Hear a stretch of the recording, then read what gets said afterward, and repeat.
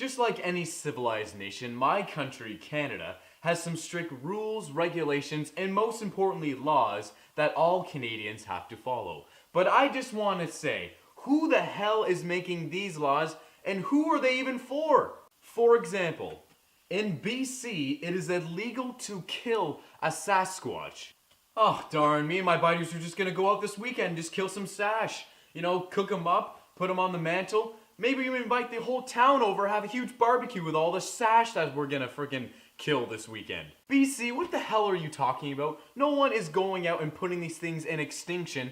They don't even exist. I bet you this law was just put in place for those crazy ass nutbars who were thinking that grainy ass footage from the 60s of the Sasquatch like walking like this and then he's swaying backwards. Like, you know which one I'm talking about. They just think that this grainy footage, and this guy apparently from this footage is reproducing, of course, because that footage was from, 55 years ago, that is reproducing and just creating these more hairy creatures. Like, dude, they don't exist. No one's hunting them down. What are you talking about? I actually want to know who voted on this Senate to get this law permanently in place. Like, there's like that activist who just came barging in. All the politicians and all the senators are talking about serious shit like pollution or the lacking of spawning beds in local fisheries. And this lady came in, "Oh my god, the Sasquatch are going extinct. We need a law in place."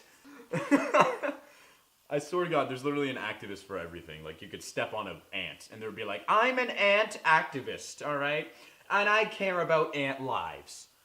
We need laws in place now. British Columbia, now." Here's another crazy one from out west.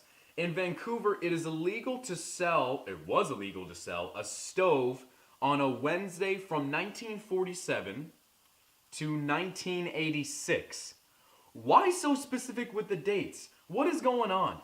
This law might make sense in a modern day setting, where there's such an abundance of reselling of stoves that we have to put taxes and tariffs on these darn things. Like, this is just made for the weird people who are selling weird shit on Kijiji. The officer would come up to the guy like, "Sir, I understand you want to sell your 4-pound sack of earwax that you've been collecting, but I'm so sorry, it's Wednesday. You can sell that tomorrow. You know what? Wait for the weekend. Take the rest of the week off. Wait for the weekend to sell your 4-pound sack of earwax. But you just can't do it today. I'm so sorry." I'm sure someone would love to have your frickin' earwax in their house. Maybe have it on their mantle. Have a conversation piece about your damn earwax. I bet you the person who's selling it, his name's like Gareth or some shit like that. Just wait till tomorrow. Someone will snatch that right up. Like, dude, no! In Victoria, it is illegal for street artists to give balloon animals to children. Now, here's a law I 100% agree with. First of all, can we get this name out of the way, street artists? They're not called street artists. They're middle-aged men who dress up in weird costumes and give plastic, blown-up things of human spit to people, alright? They're not artists. Can we get it out of the way? That's done? Alright, we're moving on. So, quick story. Before I moved into my small town, I used to live in another city. Then they used to have this fair every year. Very common with any other city. I don't know why I'm being so specific. So there used to be, all these people, these street artists in the street. And I remember at 5 years old going up to one and trying to get, a balloon animal or whatever. And I go up to this street artist, and it's basically like a middle-aged man with a 5 o'clock shadow and a It-style clown costumes. Now already I'm shitting my pants. And even as a 5-year-old, I could smell the liquor and divorce on this guy's breath. The smell of sweat and regret of a Saturday trip to picking up his daughter to go for breakfast and a tire swing and maybe even a go-kart race. The smell of turning into a hobby into a full-time job because when your divorce happened, your wife took your everything. Took your everything. Literally, it can't even be your possession. She took everything. This guy, I could smell the regret and the signing papers at the lawyer's office from just looking at this guy for 4 seconds as a 5-year-old. I get it. And that's why I took an animal from this guy. As he was making this small dog for me, I was trying so hard to like it because I knew that if I didn't, this guy was 2 seconds away from swan diving into a sewer pit, alright? So I felt bad. Long story short, he made it for me. Some kid that was like 3 years older than me popped it, And I didn't cry, the other dude cried. Was that too specific of a story? Can anyone relate to this? Even with my other videos, I remember talking, what was it, my Salt Douchebag video or one of my other videos, I went on this long tangent. Oh, was it the Crying Kids video? I was like, and even when you're on a plane for 6.5 hours because you forgot your headphones and that one was so specific, but another specific story. Hopefully people can relate to. This one's kind of a strange one. In Ontario, it is illegal to drive your sleigh on the highway without at least 2 bells attached to the harness of your horse. Who the hell cares how many bells are on the harness of your horse? Dude, you're on the freaking highway. People are going 130 and you're trotting around in your freaking horse? Dude, who is driving around in a horse? Who is on the highway just like, oh, we need to visit Aunt Timmy tonight. Aunt Timmy. We need to visit Uncle Timmy tonight. Oh, we better leave at 3 o'clock in the morning because we'll get there by dinner if we take the freaking horse. Get your horse off the highway if you're going.